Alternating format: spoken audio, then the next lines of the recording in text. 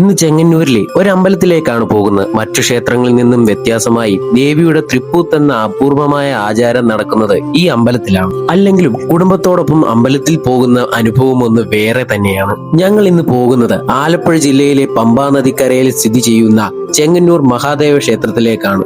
പോകുന്ന വഴിയിലെ കാഴ്ചകളൊക്കെ ആസ്വദിച്ച് വൈകിട്ട് ഏകദേശം 5 മണിക്ക് ഞങ്ങൾ ക്ഷേത്രത്തിലെത്തി. ഉത്സവമായതുകൊണ്ട് തന്നെ വേലകളി കാണാൻ പറ്റി.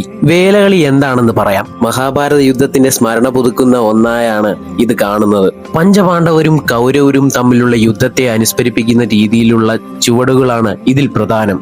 വേലകളിയും കണ്ട് അമ്പലത്തിലേക്ക് കയറി. പരശുരാമൻ സ്ഥാപിച്ച 108 ശിവക്ഷേത്രങ്ങളിൽ പ്രധാനപ്പെട്ട ഒന്നായി ഇവിടെ ശിവനും പാർവതിയുമാണ് പ്രധാന പ്രതിഷ്ഠകൾ.